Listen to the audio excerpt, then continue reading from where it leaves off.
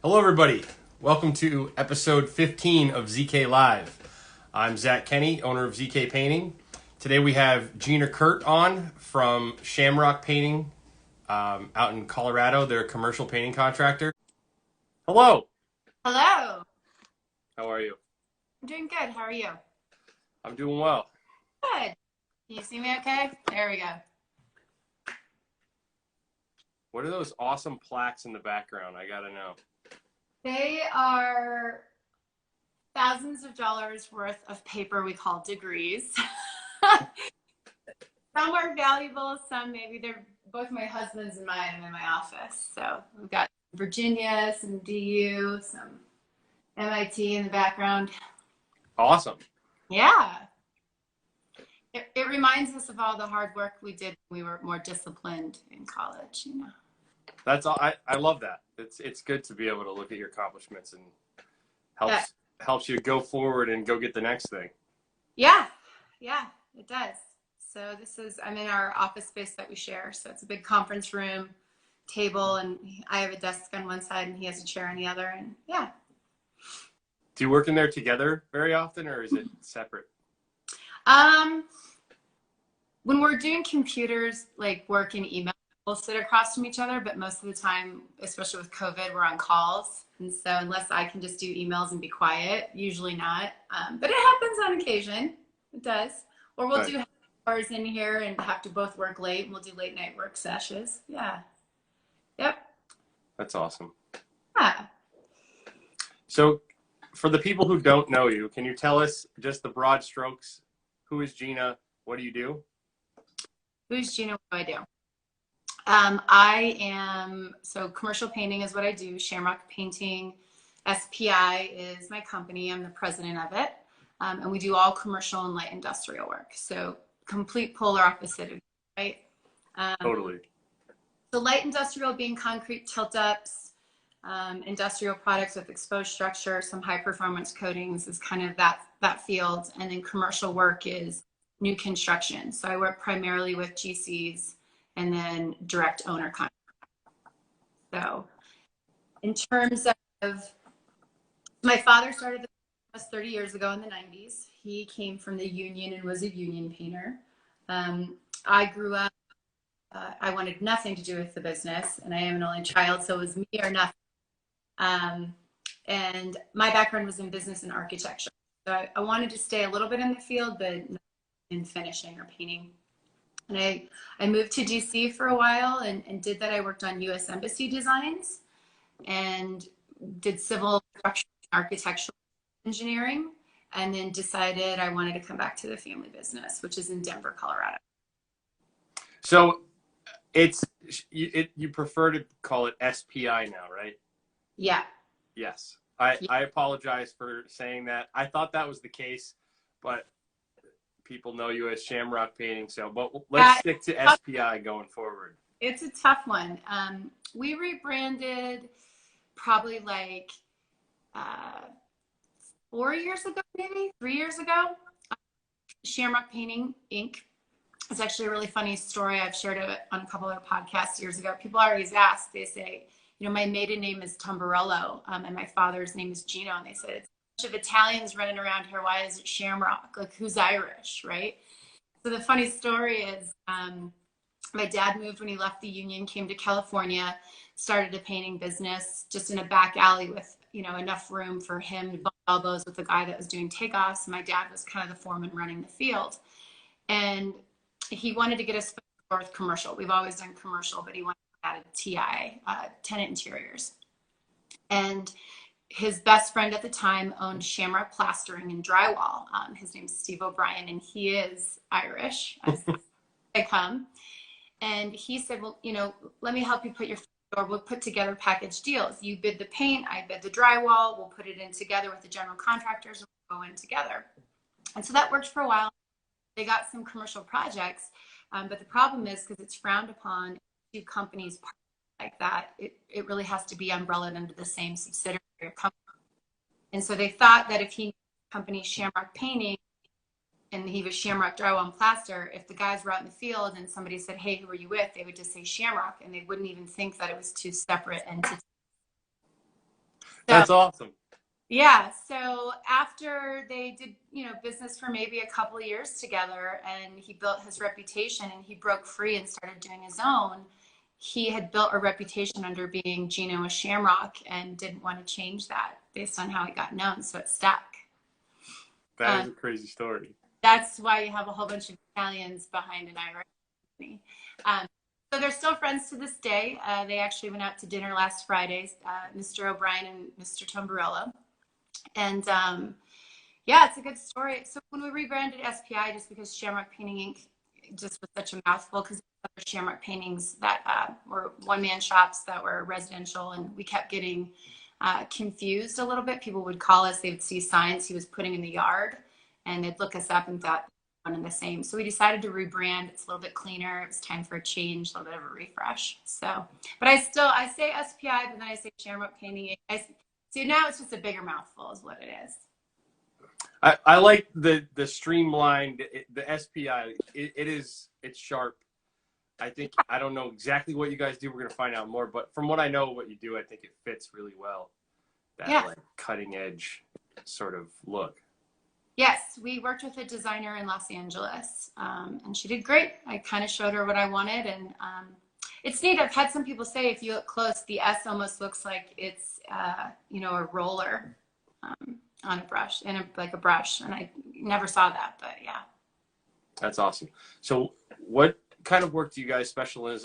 What type of commercial work do you specialize in now? What kind of work do you do? Right. We do it all, basically. We do repaints, tenant interior remodels. We do new construction ground up. We do concrete tilt-ups. We do high-performance coatings. We do intumescent coatings. We also do wall covering, graphics. We do specialty finishes, not obviously fine finishes like what you get into, but some are similar at a commercial level. Obviously, they got to be magnified because the quantity is greater, but so that's what we do.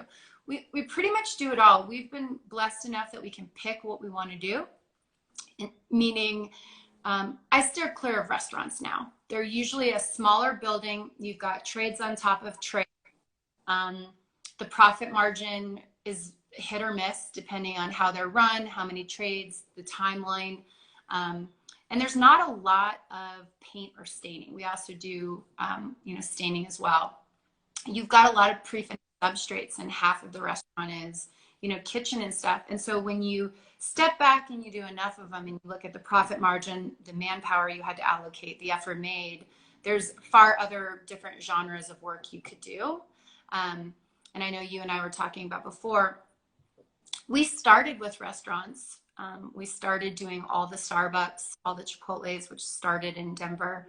And we did every different location, and, we really got good at them, and they're not very big spaces, but it was kind of how we got our foot in the door with doing commercial work. And we got really good at doing Starbucks graphics.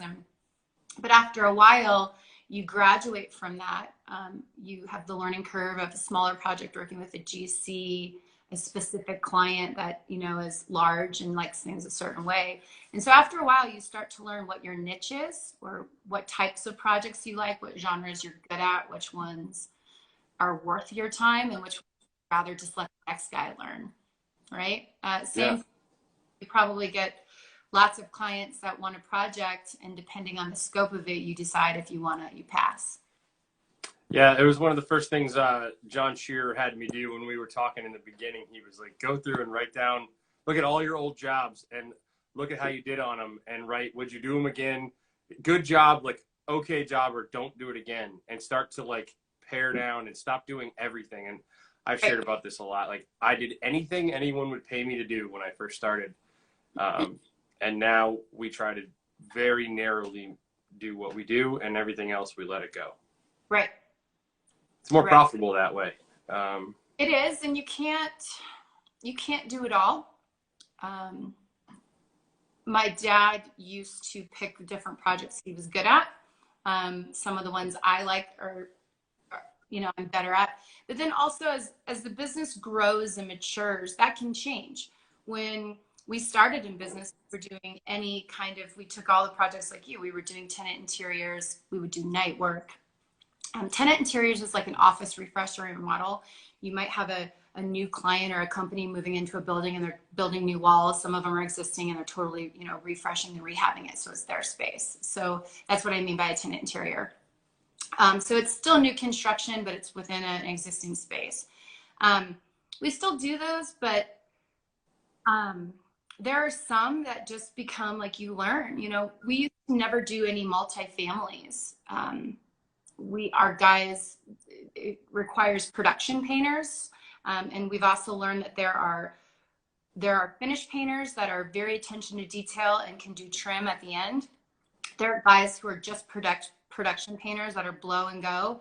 And you've got to learn, which projects that are suitable if you have enough guys. And so if you've got all painters who know how to do the finish and trim and you're trying to put them on a production job like a multifamily, I learned the hard way. I was upside down 6 figures, I think $100,000 because, wrong painter on the wrong job. It's like use the right tool for the right job, right? And so we've learned, but now over the years we've graduated in, and I think we're simultaneously right now, we're doing 3 multifamily projects with different crews. So I think in total we have probably 600 to 700 residential units we're doing all at once. That might do that many in my career. Yeah, it's a lot, but we would never have done that probably 3 or 4 years ago. So you graduate depending on what you get comfortable with. Sometimes it works, sometimes it doesn't. If you want to grow, you have to look at what niche or what genre project you might want to try. We added shop painting this year. We built a shop and started spraying stuff in house. We got more real estate and we were able to create that, where before we would turn away that work. And so, it's with the growth comes different opportunities. How big is your company now? In terms of number of people, is revenue? Both, I guess, just to give people a perspective and to blow my mind at the same time. I have about 90 painters in the field. I have 12 people in the office, and we're just under 11 million. That's awesome. Yeah. Yeah.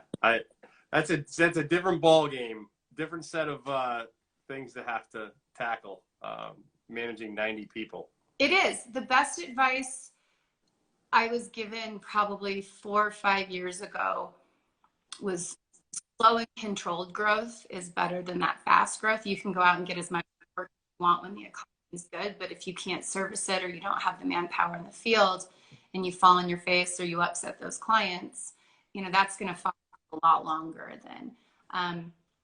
And I got myself, I went after a whole bunch of work and got a lot of contracts and almost got too much work, as my father would say.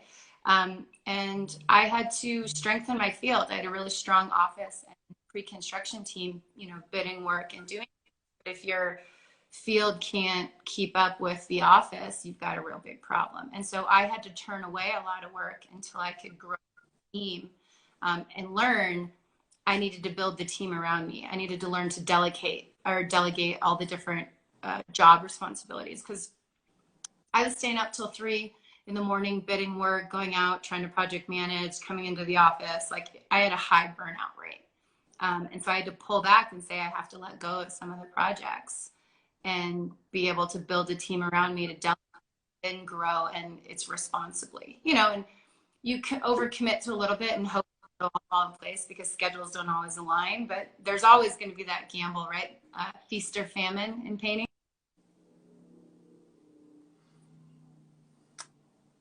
Oh, looks like it just lagged out that last section. The connection seems to be not awesome. Can you hear me? I have some. Yep. All right. Yeah, I missed the very end, but I was saying in painting, in the painting industry, it's feast or famine, right? The ebb and flow of lots of work, too much work, and then you're chasing work to keep your guys busy. Yeah, it is a fine line that I find that causes me more stress than anything these days. Is like managing how many people are we going to have to get the work done to keep people happy, right? With like also getting enough work to keep that larger group of people going, and it is like it's a I would rather have too much work than not enough, And so, at least because of past experience. So I am trying to, like, we're probably not going to grow past 9 painters for a while. Hey, how many painters do you have right now? We have 9 right now. And we just hired like 4 in the last month. And it's, you know, it's just a lot. Luckily, we have some big projects that we're working on and coming up. So you can like keep some people and move some people around off of those. If I had a bunch of small projects, like say a Nick Slavic, like, I don't know how he does it. Like, you have to be so much better to be able to manage. Track. What's that? Built a war room to keep track of it. I know. It's impressive.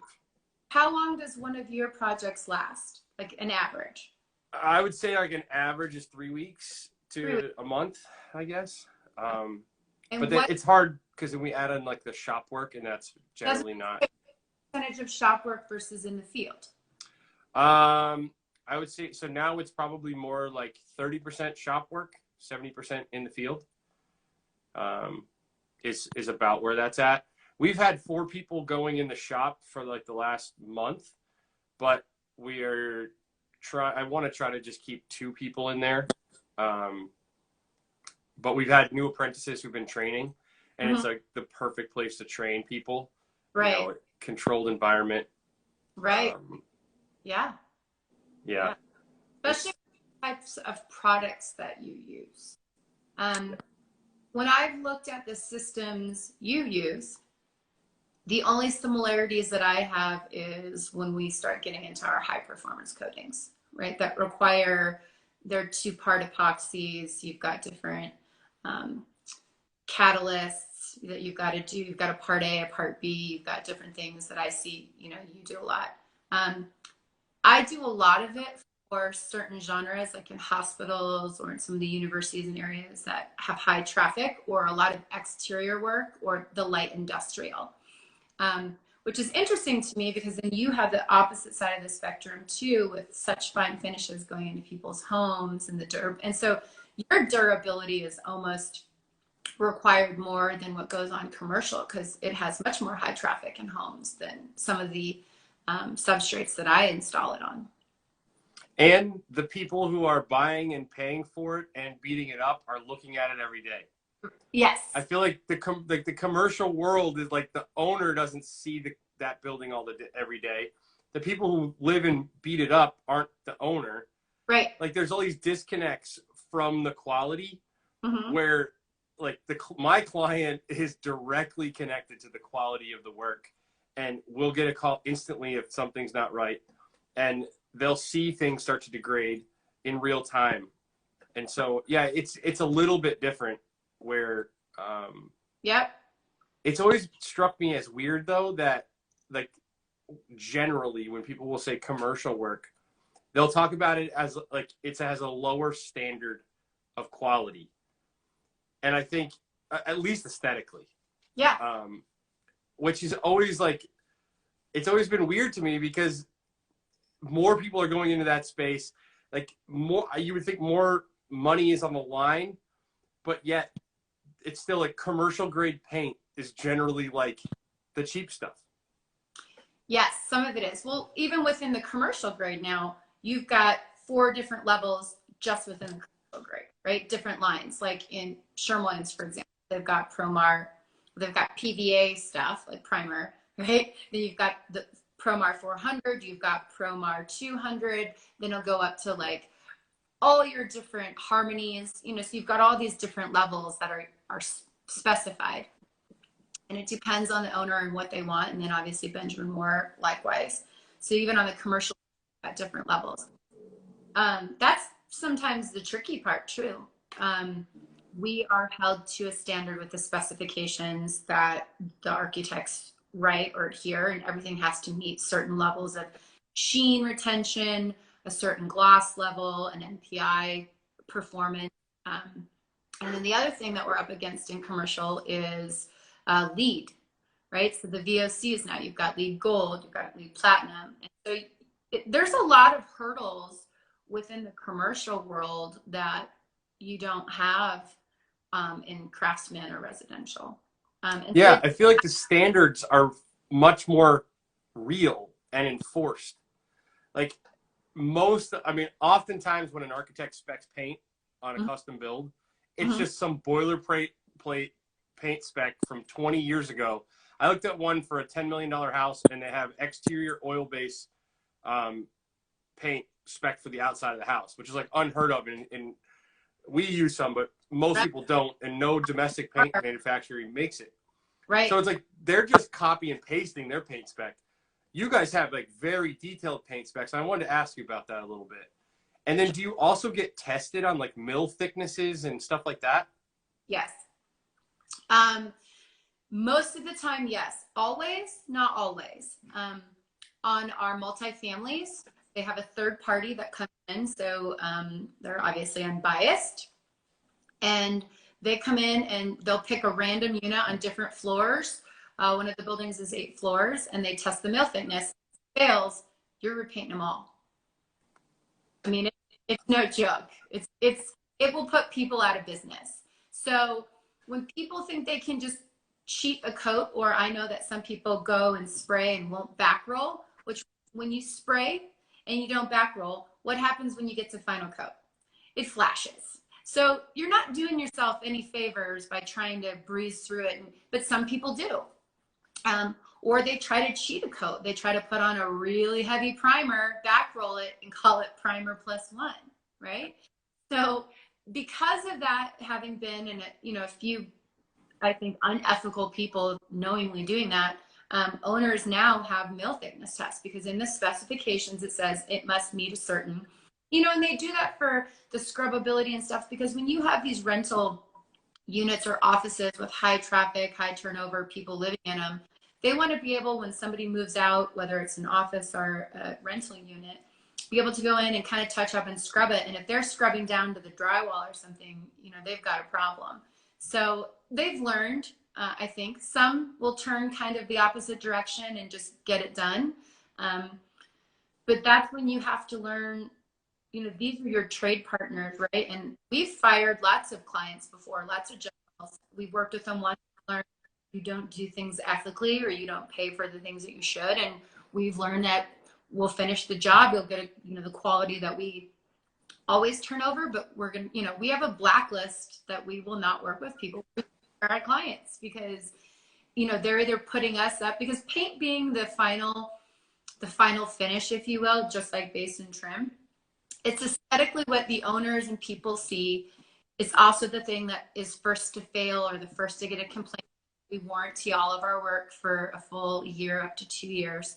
And so if you're not installing it right, or there's a substrate that wasn't done properly, just because we put paint on it doesn't mean the drywall substrate was what it was supposed to. Because if it fails, my paint fails. And I've seen that too, where the drywaller did a terrible job. It started cracking and failing, and the paint failed, and we had to go back after and so that's why there's so many standards, because one of the things in construction commercially is the timeline.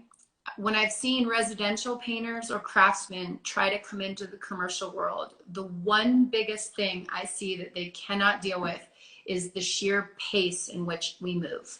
I mean, you are held constantly to, because as soon as you get done, then the base guy follows you. And as soon as that, you've got carpet, and you've got, the ceilings have to get painted because the ACT grid guy is coming right behind you. So it's so stacked, unlike houses where you can kind of you have more flexibility.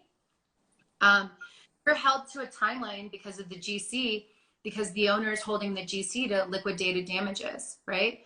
So when I see people try to make the transition into commercial, the pace is what scares them, or they just can't. It's a really big change for them. And so all these things is why there's specifications, because with the pace, quality suffers sometimes. You can't take your time to go back and redo things. Time is money. If somebody messed something up, a drywall back and patches my finished wall, according to, again, PCA standards, that's not my responsibility. I turned over the 2 coats. You're paying for it now. So you get into all these things that some people just would rather not do, because there's so many layers of requirements you have to meet. Yeah, it's fascinating to me, thinking like my mind is racing and I've already forgot 40 of the things I want to ask. But the scale, anytime you have the scale that you're working at, right, the size of project, right, it changes things. As far as like enforcement of, let's just say OSHA and safety stuff, right? Little paint companies, two guys in a truck, they're not worried about OSHA the way you guys are. You are exposed. Like, you're a big company. You have something to lose. And OSHA is going to come crack down on companies like you before they ever come find a two-person company. So that is interesting to me, that the aesthetic quality of the painting is not at the highest priority, because there's so many other things that you're being held to, scheduling, timeline. And then if you could talk a little bit about sort of your experience with safety, because I know you guys have very strict safety protocols, and it's just a different environment than a residential job. Sure. Well, the safety protocols required by the general contractor or even the owner, you have to submit your job site hazard analysis. So it's called a JHA. You have to submit your safety policy plan, which ours is even downloadable on our website, so GCs can go and download it and just print it. And you have to have all the protocols in place of what we do.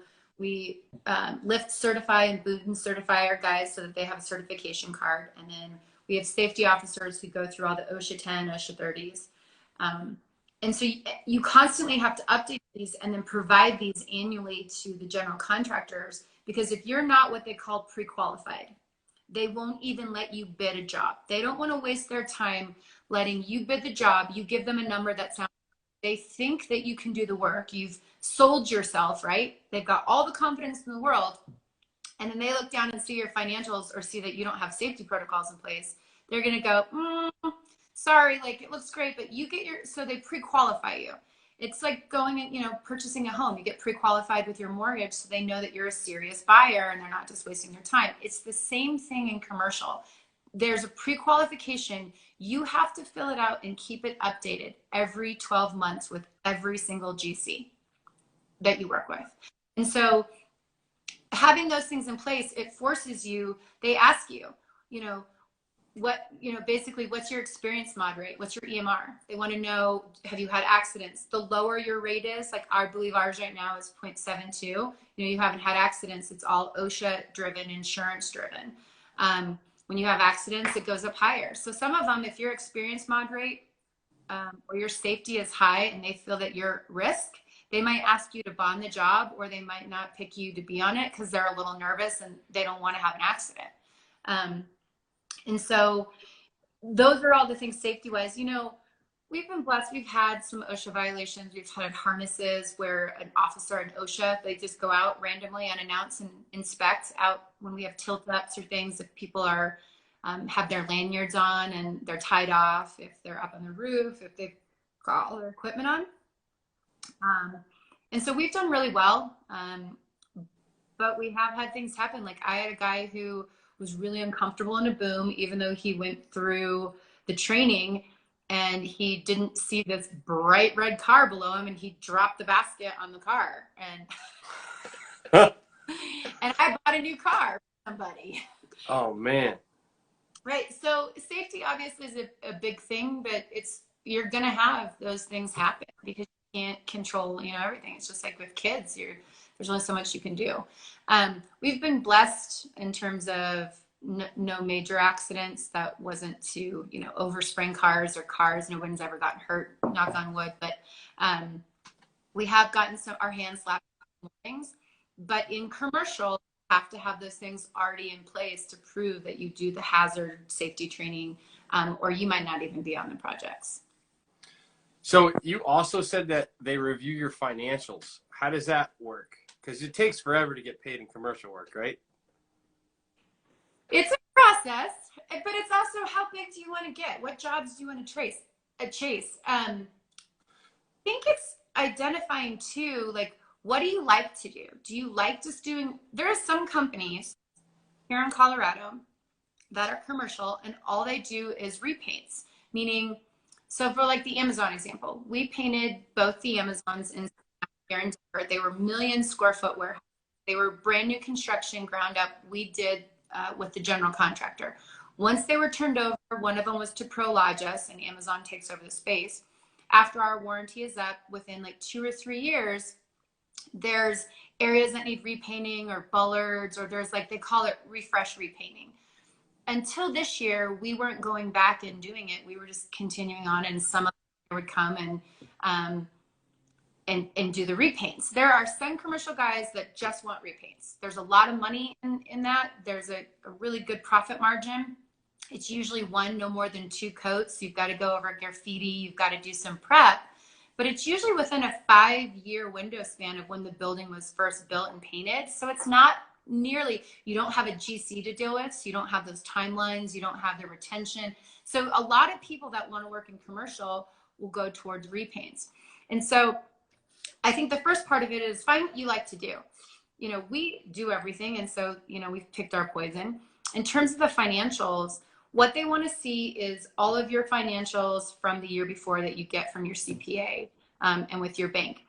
Meaning they want to see that you manage your cash flow really well. You didn't abuse or, you know, do everything on a line of credit, although you don't get dinged because we have a line of credit. And if we have to use it, we do, but we don't usually. And the cash flow part in commercial is the biggest thing that will make people sink or swim because you have to have at least 2, if not 3 months ahead. Because when you bill something with GCs, you might be billing $100,000, but you're not going to probably see that for 60 days, maybe 90, the way that the billing cycles are. So if you can't cover payroll or paying for your materials, you're going to get yourself in trouble. So when GCs want to see the financials, they want to see what you did last year. Were you responsible with your cash flow? And then they also want to see kind of your asset liabilities. And then they want to see what your backlog is on the books because they want to be able to gauge, do you already have $2 million worth of work? You've only been able to handle $4 million and this project's like $6 million. So I don't think you can handle it. And so they're allowed to ask that.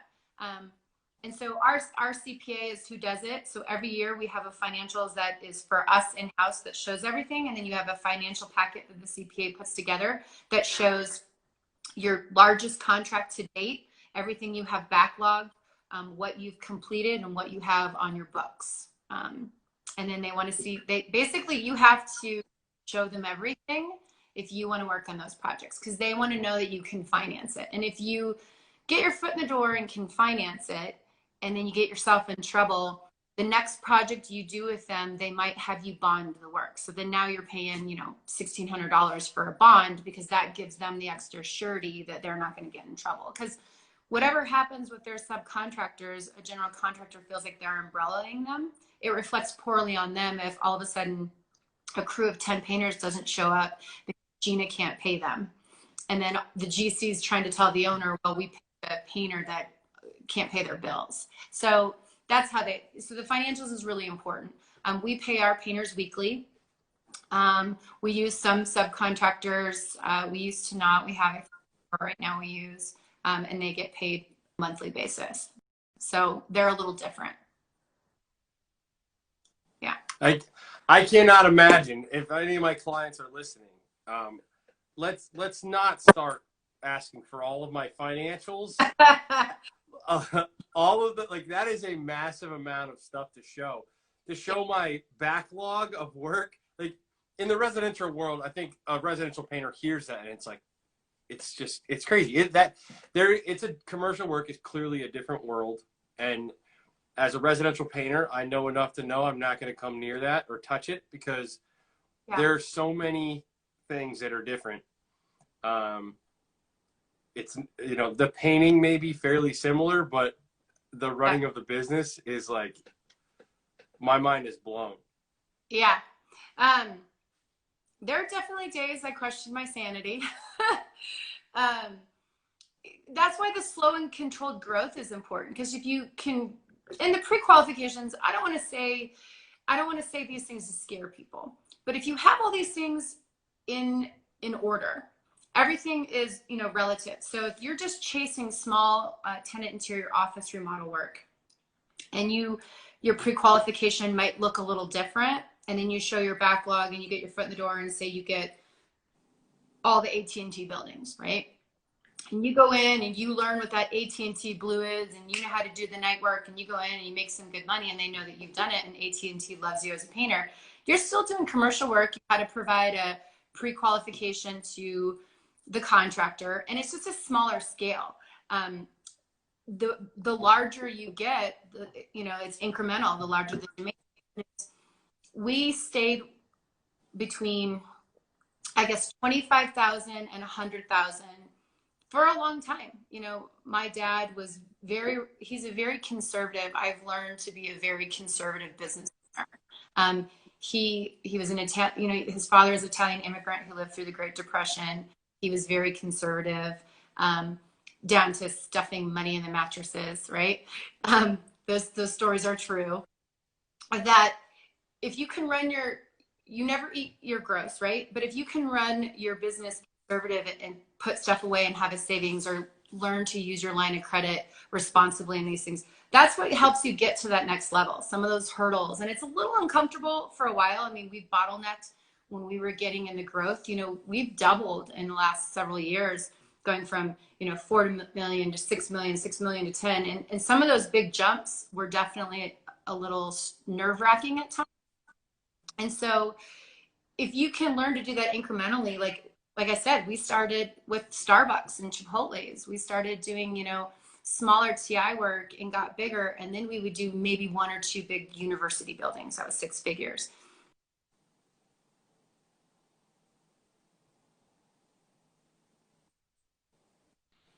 So it just cut out that last second, but so it said that you have to tell them what your largest project to date is. What is your largest paint project to date? Oh, we got a little connection error.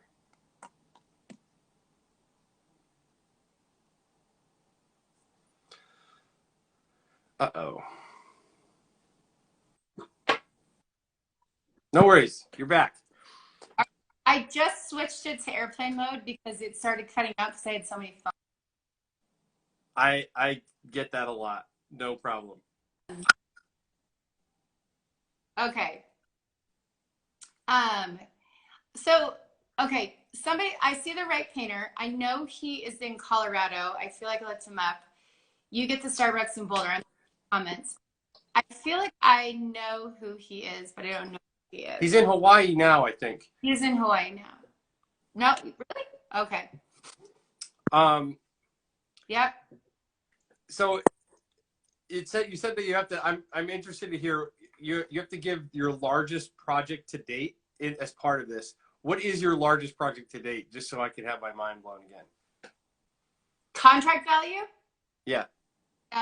Largest contract to date. 1.4 million, a single contract. And what was that to paint? Multifamily. Really? All covering and paint.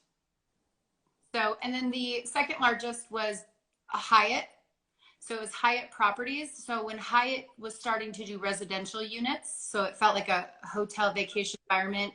It was called Classic Residence by Hyatt. And it was a retirement community that Hyatt started doing. And so it was like a hotel with, again, individual living. Outside of that, that's not multifamily or living. It was probably 600 to 800,000. And they were university projects or medical facilities. And on those types of projects, what's the material costs versus labor costs on those types of projects? Material costs usually fares between 20 and 25% of overall contract. So it's a bit higher with commercial because you're banging stuff out fast, lots of paint, not as much labor. And then the variables are if you have high performance coatings that are, anywhere from $150 to $400 a gallon, depending on what it is.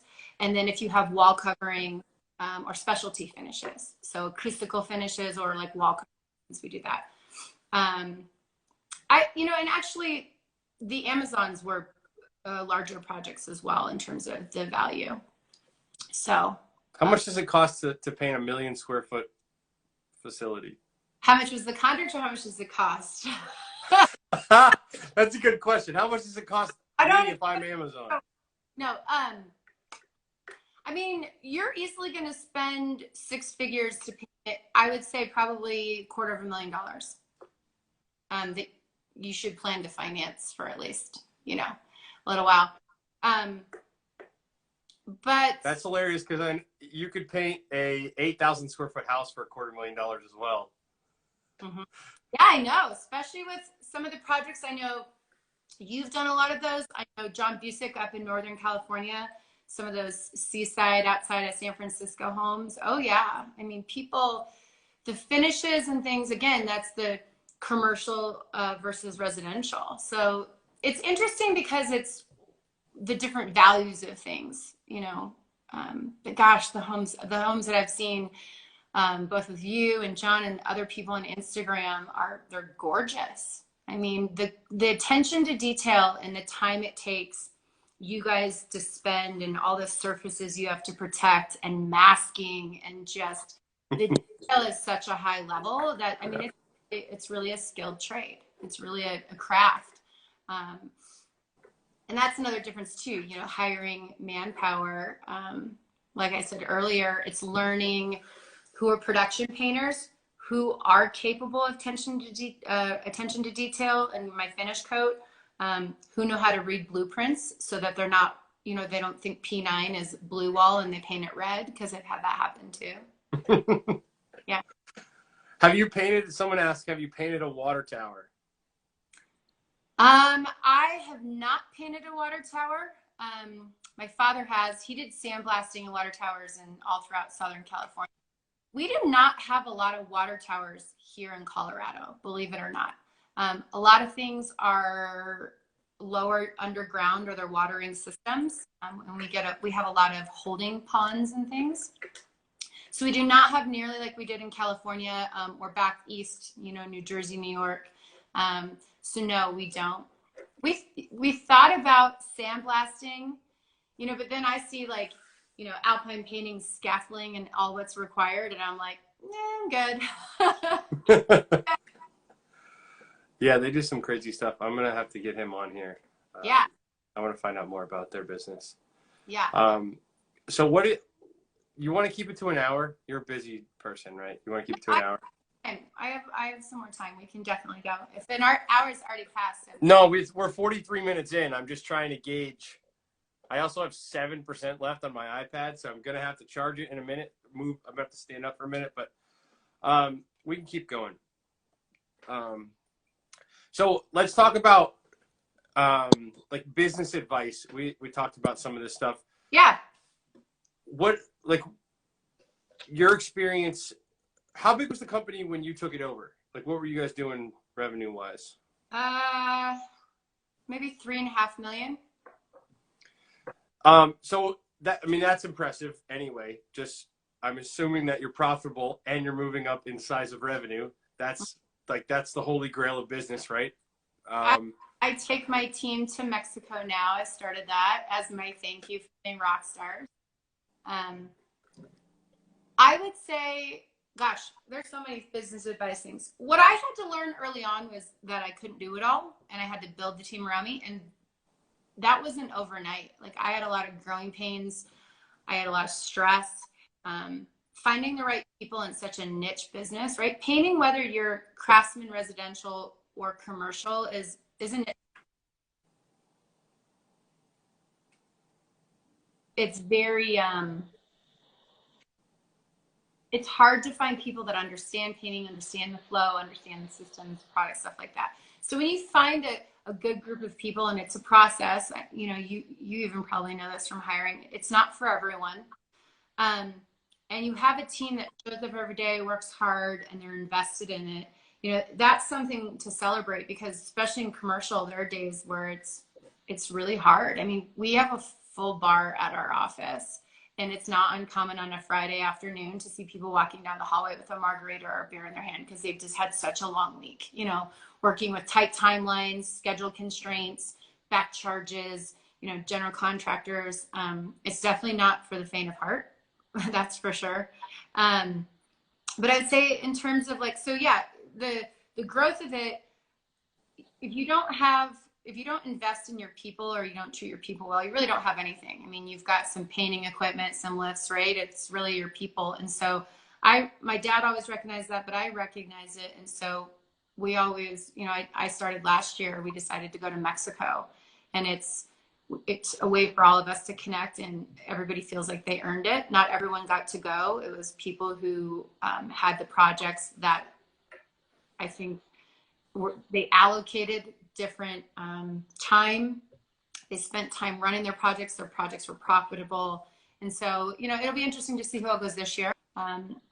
Yeah, it was worth it. So those are the things that I think in terms of your team, I learned pretty early on that I couldn't do it all, and that I needed to learn to identify what my strengths were, where I needed help, and where I needed to delegate. Because then that's where the magic happens. People can talk about systems in place and all this, and we have so many systems in place, and some of them, it's just faster to do the old-fashioned way, right? Versus, by pen and paper or something. Lots of them stick, but I also get tired of hearing, well, we need all these systems. While I agree you need to have systems, some things are just better done the old-fashioned way. And it's also investing with the people. I had been on, a podcast or a discussion with Ian Signer, and he said some things are just old-fashioned, like a handshake, or going into a contractor's office and sitting down with them instead of all these emails and phone calls. Now, obviously, the whole COVID thing has changed the landscape, right? Everything has become Zoom meetings, phone calls, emails, and it's kind of sad because your relationship and your rapport with your clients, whether they're residential, commercial, is a really big part of what you do. I think one of the most important skills to have in sales is your ability to influence people, right? Influence and persuade. Can you do that over a Zoom meeting, or do you think you can go when you're face to face? It's much more personable. At the end of the day, we're all still human, and that's just what resonates, I think, with a lot of people. And so your ability to influence and persuade people is also, those are the people who are really effective communicators. If I can call somebody and talk through why I assumed a certain part of the bid, then you're not just emailing them a proposal with numbers now, right? Now you've taken it, it's not just a contractual proposal, there's rational, behind it. You can talk through, do you want the 2-coat system? I broke this out, this is an alternate. I was teaching a class a couple of years ago about how to break things out and let them build their proposal with what they want. When somebody comes into something, they have a certain, whether you're commercial or residential, they come into it having a certain level of knowing what their budget is or what the owner's budget is. And so if you can give them a base bid and build on that versus just shoot them a number, that's what's effective. So it's all of that. It's your ability to communicate. It's, persuading. Either the owner's selling you on why they may not need you to get this project done, or you're selling them on why you are the best painter for this job. It's one or the other.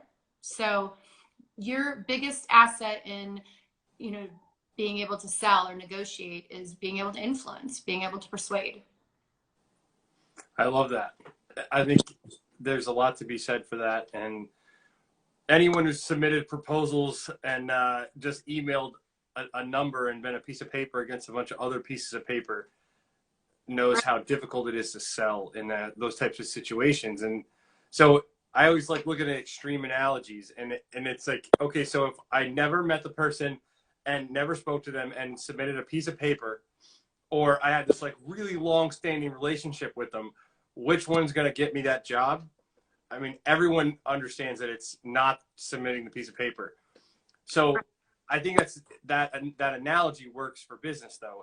You're not going to always have a long-standing, went to like kindergarten with the general contractor experience. Mm-hmm. But the more we can get that, building the relationships, I think is really important, and the influence that like you're talking about is huge. Right. Influence is energy, right? If you can't figure out how to transfer that confidence to the general contractor during a buyout meeting, or the owner when you're standing there, and being able to give them that influence that you know what you're doing, you're very capable, you have no problems, that's going to translate whether you think it or not. It's not just they're not going to look down and not. Sometimes in the commercial world, or maybe even in the residential, they are going to pick the lowest bid, and the lowest bid, that's it. But not always. that influence is really important to remember, and I think that gets lost sometimes. People are just so quick to fire off. I see a lot of people in other forums or chat rooms say, I fired off 30 bid proposals, I feel great. Well, did you follow up on those? Give detail? Did any of them have any personal connection or influence, or are you just firing back and hoping your bid win ratio is 5% of that? Because I will tell you, what I honed in and what made me really good at what I was doing when I was project managing and estimating before I stepped into president is, out of every 10 bids I sent out, I was awarded 9 of them, which is unheard of in commercial. And it was because I would spend the time building it. I would learn who my client was. I would make a phone call. And now what we do with my pre-con team is we pick an office and we take them lunch. We go to the contractor's office, sit down. I have more deals over sitting down, bringing a GC lunch and saying, let's talk about it, than firing off an email, whether my price was competitive or not. It's just thinking outside the box. It looks different for everybody. It's not like you could bring one of your clients lunch and say, let's talk about this. But in the commercial world, that doesn't happen very often either. But I'll call up the office, say, hey, we submitted a whole bunch of proposals. I'd love to connect a face with a name. We've exchanged so many emails. I'd like to bring your office lunch. And they're like, okay, like, love it, right? So now I've got the influence. I'm sitting down across from the table. I'm feeding you, and we're talking work indirectly. That's like the second, but we're also socializing. And so when I learned that part of it, that made me super effective. So you just got to learn, like, where's your influence? How do you persuade? In commercial, it is different, but I learned that was a loophole, and everyone likes to negotiate either over golf or food. So, are you a golfer? I am a golfer. I golfed in high school and college. Wow, I'm new to golf last 3 years, but I love it. It's great. It is. Yeah, I taught myself how to play when I was in high school. I learned somewhere along the lines that lots of business deals were done on a golf course, and I figured it would be a good lifelong sport to learn. That's what I heard too, and it helped me want to learn it. And yeah. But I get invited to all the scrambles with the contractors, because I shouldn't play for the red tees, but I play that. I'm just one of the few females in the tournament, so I'm going to play from the red tees. Yeah. So it's good for a scramble. That's awesome. I love that idea of building the relationships and thinking outside the box as far as that goes, because we all have strengths and weaknesses, and like you said, harnessing those and figuring out how to get what we want, right? That's what you want to use influence to get what you want. Right. There's nothing wrong with influence if you're a good person and you're looking to add value to the world. I want to influence everyone to do business with me because I think we're really good. Right. And the idea of, I think sometimes the idea of, I think so manipulation has a negative connotation to it, right? Right. But what's the difference between manipulating someone and influencing them? It's that idea that you're trying to get an outcome and you're looking to change other human beings' perspectives to help get that outcome, I think is something that we all deal with on a daily basis. So I've read a lot. I love How to Win Friends and Influence People and Dale Carnegie. Mm-hmm. But just reading like those types of books, focusing on those types of things, I think is great advice for people because we're in a human-to-human business. Well, and you have to humanize it. If things are done on contracts, contractually, especially in commercial, how do you humanize it, right?